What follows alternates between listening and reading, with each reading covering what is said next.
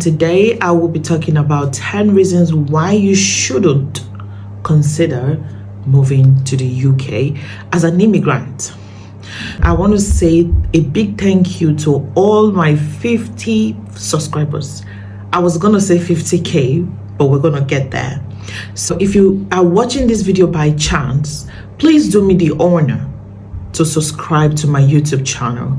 It will mean the world to me. So thank you to my returning subscribers, and thank you to those who are watching my videos for the first time.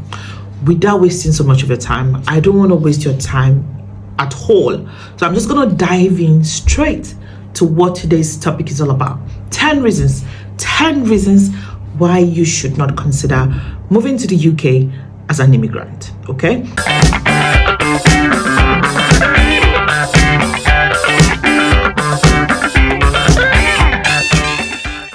And please note that this is based on my personal opinion.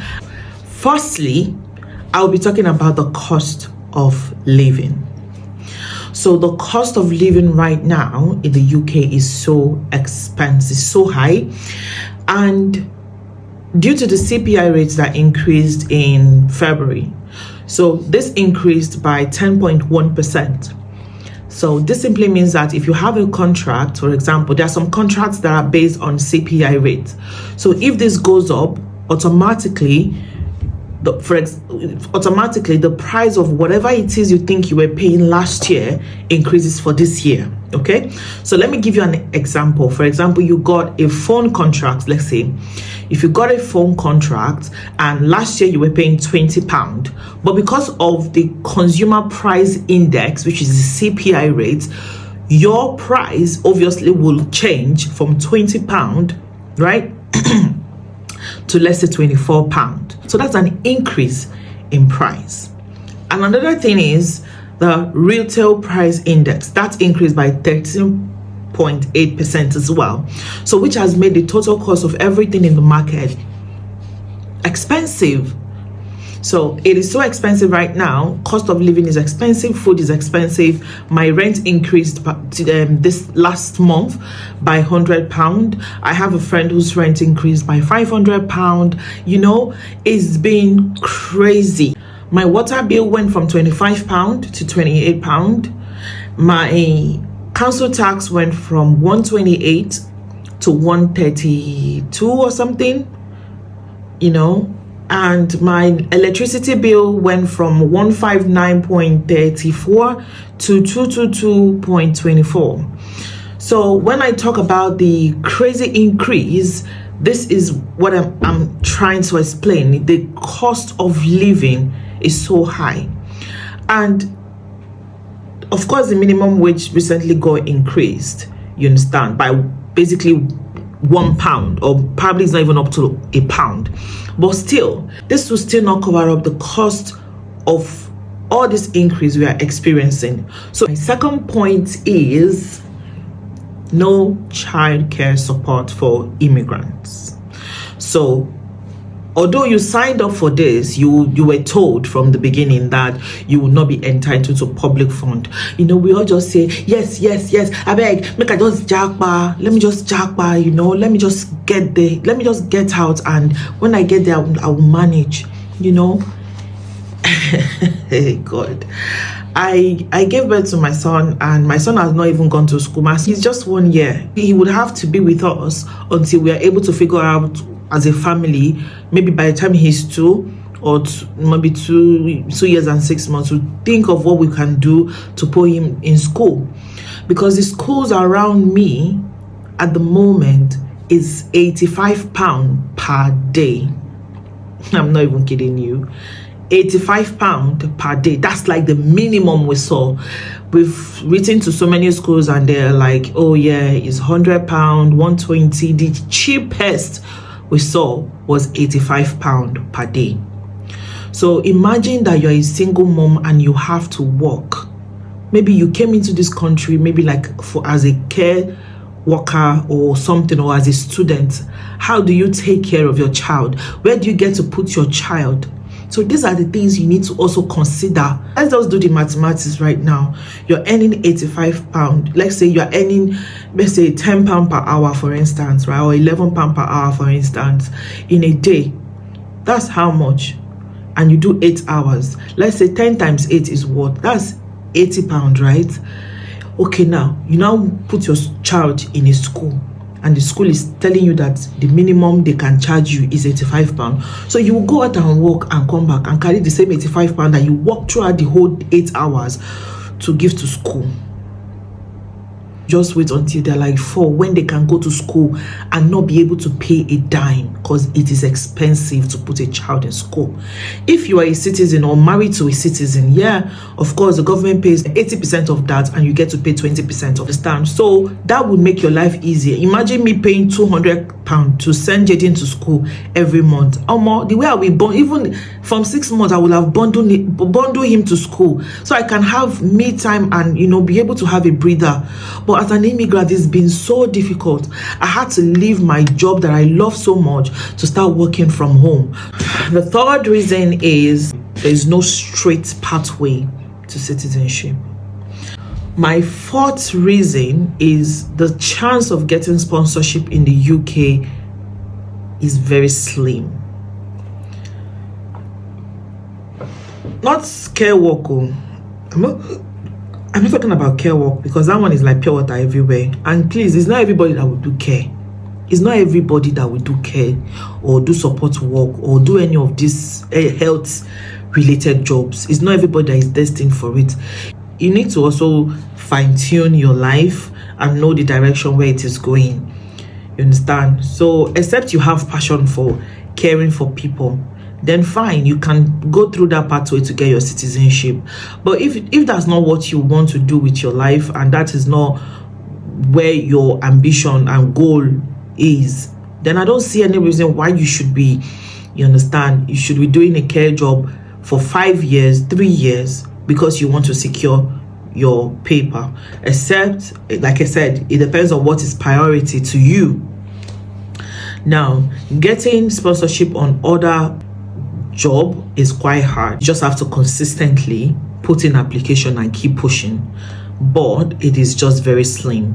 People have been lucky. I've watched a lot of YouTube videos where people talk about how they got sponsorship job on project management, on customer service, and so even as an accountant, I have a friend who got a job as an accountant, you understand, with JP Morgan. People have been lucky. The fifth one is, I don't know if it's just me, but I feel UK has to be one of the dirtiest country in Europe. And you guys remember when you're watching American movies and all these abroad movies basically, and then you see people jumping on their bed with their shoes, and when they lie down, the shoes are all clean, the roads are so clean, and then you be like, that's the shoes I used to wear when I go out and come back. Maybe other states are so clean, but Manchester, oh God, really dirty, so dirty. The country is dirty. Manchester is dirty. Every street you go to, there's always something littered on the floor. That might be a red flag for you if you don't like to dirty your shoes. Sixth reason is house hunting. If you never find house for UK, you never struggle for your life. You never struggle. And the worst thing you can ever do to yourself coming to the UK is not to secure an apartment first before coming. You go suffer. You go suffer. Except you have families and friends, and be lucky to have good ones, because I've heard stories about people getting kicked out. Bills get high when you have somebody living in your house, and I won't lie to you, it's a struggle, especially when you are just trying to manage. You have very little resources you are managing, and then housing somebody, feeding them, electricity bill, water bill, these things keep going up, especially when you're on pay as you go or prepaid on all of these kind of things. It's a struggle. So Pepe body self go they do people, you understand, and they just want you out of their house because the bills are crazy. So don't kind of like fault them. Majority of the houses that you would see on Zoopla, Rightmoves, and the rest of those apps that you look for a house, they would call you for viewing. You will definitely see houses to go for viewing. But once you're done with the search, the next thing you're gonna hear is we're gonna run credit on you. And being an immigrant without a credit check or reference, it is very difficult. And without having a credit score will definitely mean that you obviously will not be getting a call back because you have no credit history in the UK. Another thing is some of the landlords, because they know that you are new in the UK, they kind of like take advantage of you, and then they kind of like request for 6 months rent to 1 year rent. If you get one that is very lucky, they can ask you for 3 months rent. So, but in our own case, we only paid for our rent. We didn't even pay for deposit. It was just God's grace, and we were very lucky. We didn't pay for deposits, and we did not have to pay, you understand, maybe caution fee or anything like that. We just paid our monthly rent, and that was it. But this is based on referral. And my 7th reason will be poor medical care. Our medical system right now needs a lot of people. We need NHS workers. We need help. That's why they are moving people from other countries, you understand, to come to the UK to work, because there are shortage of staff. So because of that reason, you barely get medical attention when you have the slightest of discomfort. They will ask you question for like 1 hour, and after that they will tell you to drink water. That is not serious. But when I had Jaden,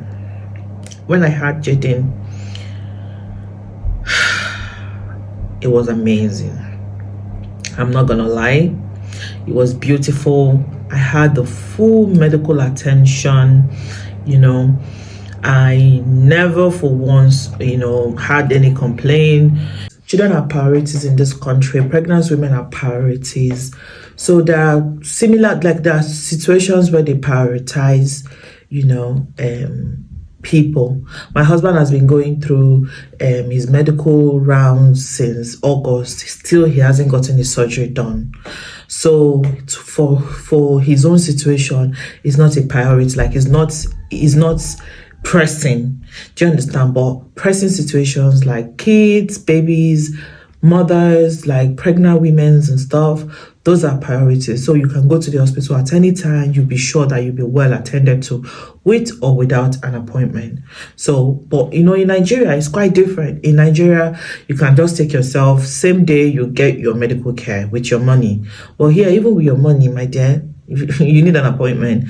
Even though they don't need your money, but you need an appointment, So you need an appointment to get medical care, except you want to go and sign up with private medical care, which is crazily expensive. The 8th point is that the houses in the UK is very small. So guys, if you are still watching, please don't forget to subscribe to my YouTube channel. This will mean the whole world to me. Please don't forget to hit the subscribe button and like, share, and comment as well. This will mean so much to me.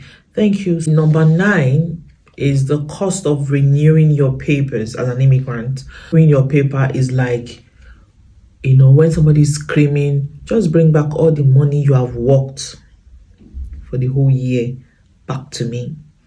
You barely even save anything.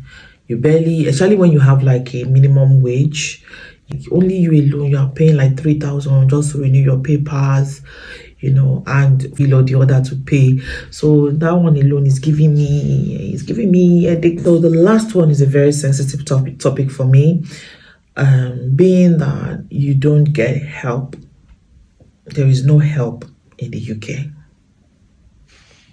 Everybody in the UK is busy. Everybody's working, and you don't blame them. There's bills to pay. There's bills to pay. In Nigeria, when you just born, no more for like 1 month, 2 months. If you don't even touch your pikin, maybe now, like literally, the only time you get to like be in contact with your child is probably when you want to feed him or her, right? And they'll just allow you go and sleep. You will sleep and sleep and sleep. Wake up, sleep. Wake up, sleep. In my own case, it was not like that. Because of course my sister-in-law really tried, because she was literally always leaving her because she has a restaurant. She will leave her restaurant at night. Sometimes she will bathe me, sometimes she will bathe Jaden, and then sometimes she will bring food for me that can last me for like at least 1 week. So that one will just relieve me for that week, without me having to go through the stress of preparing food for myself, and all that. So, but aside from that, I felt like I needed more help, in the sense that some nights I really wanted to sleep so bad. There are some nights I just want to sleep. I can't sleep. Of course, having a baby, you will definitely be awake, feed them every 2 to 3 hours at the time. So, but thank God it's growing. I beg that one self don't pass. So yeah. So if you are to do life in the UK, you need to be very careful. You need to strategize. You need to think properly, weigh your options, and be sure this is actually what you want to do. Thank you so much if you watched this video to the very end. I really do appreciate you. Thank you very much. And if you are yet to subscribe to my YouTube channel, please do not forget to subscribe, like, and share. Like I said earlier on, this will mean the world to me. I would be very glad if you will be in Peace's Corner. Thank you so much and stay blessed. Bye.